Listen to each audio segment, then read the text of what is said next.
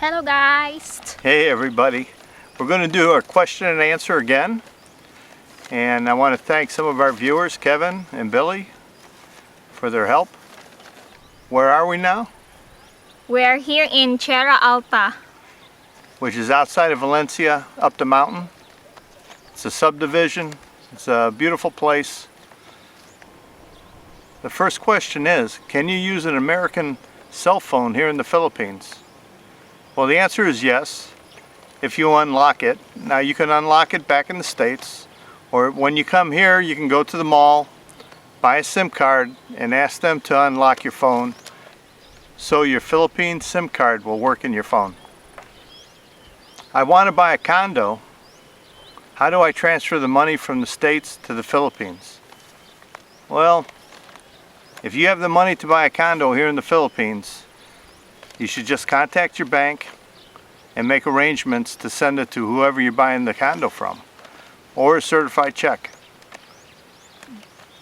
I'm not going to recommend carrying that kind of cash with you. I'm not going to recommend using World Remit or any other method of money transfer. Just contact your own bank to find the best way to transfer your money here. So where do you find the nicest beach close to Dumaguete? That one has nice beaches, and also by Pure Resort, and that's in Zamboanga. Zamboanga has beautiful beaches, and both of them are south of Dumaguete. Darwin's about 10 to 15 kilometers out, and Zamboanga, did I say that?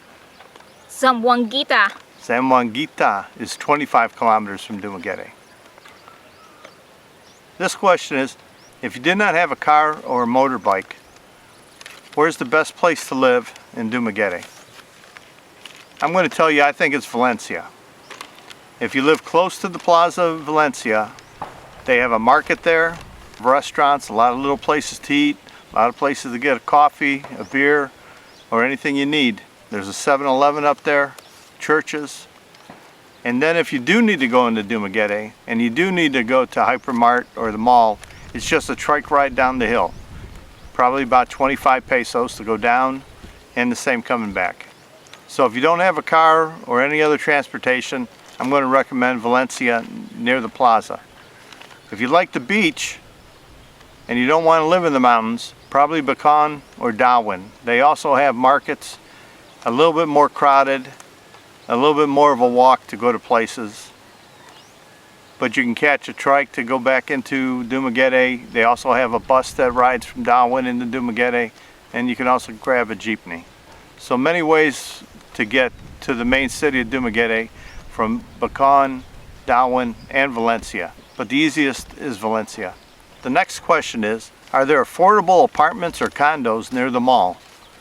Well, I don't think there's any condos close to the mall, but there's a lot of apartments and houses for rent in that area. It's pretty crowded close to the mall. When you're saying close, I'm going to say within 1 kilometer. A little bit farther out, you probably find some nicer places to live. But yes, there are places to live close to the mall. Are buses used as public transportation in Dumaguete? It's not the same as the transit system back home in the States. They do have buses, but these buses run from the towns. They come along the main highway from the south or from the north. What's the name of the bus line? Cirrus Liner. Cirrus Liners. And it comes from they travel around the island. From the south is going to come from Chaton, go through Darwin, Bacan, and come into the city of Dumaguete. It'll stop at the mall. It'll stop wherever you ask them to stop. And I don't know what the fee is. I don't know if it's 20 pesos or 50 pesos. I think it's 50, but I'm not sure about that. And you can also get it from the north, from Amalan, Tanjay, Bayas, through Subalan into the city itself. But in the city of Dumaguete itself, you want transportation, you're going to use a jeepney or you're going to use a trike. And the trike is the easiest way. You just hop on, you tell the guy where you're going, and you give him 25 pesos or 20 pesos to get you there. Next question is, would I consider doing a live stream? Want to do a live stream? We? Us? Us? Yes, no? Maybe? Maybe. Yes, I've considered doing a live stream. I was hoping to wait till I got to about 10,000 subscribers to do that. Have a larger base of people who watch the videos.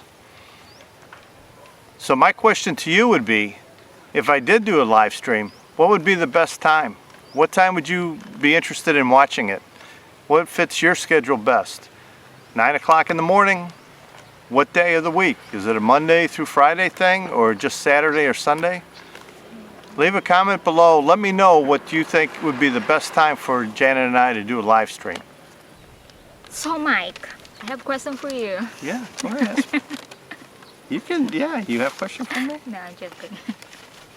Do you enjoy living in Dumaguete? Do I enjoy living here? I love it here in Dumaguete. And the reason I love it here in Dumaguete is because I got Janet. Wherever you find your best partner is going to be the best place for you to live. If you want to move around with your partner, that's great. But you got to find her first. You got to meet her. You got to spend time with her. You got to get her to trust you. You got to get to trust her before you start moving around. But yes, I love it here in Dumaguete. Even without Janet, the city of Dumaguete is beautiful. Look at us today. We're up here in the mountains. It's a beautiful spot. Quiet, enjoyable. There are roosters, there are dogs, there are chickens. There's noise all the time, motorcycles. Right now, fireworks at Christmas. But Dumaguete is very nice. I couldn't ask for a better place to live. The weather's been great this year. No big storms have hit. We get cloudy weather and rain lately. There's a low pressure system off the coast of Mindanao. But so far it's been great. I'm enjoying my life here. And I'm glad I found this girl. She's been good for me. Keeps me happy, keeps me healthy, keeps me well.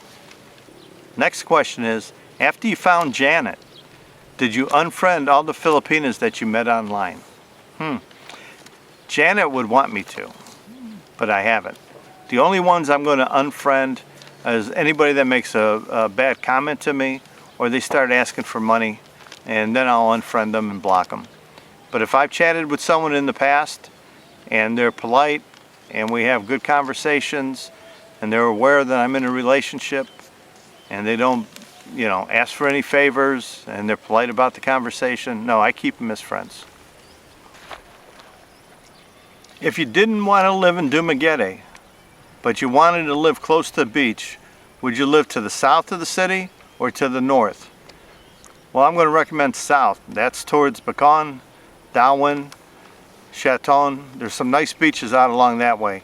Going to the north, there's more of a population there, more industrial. So me, I would go to the south.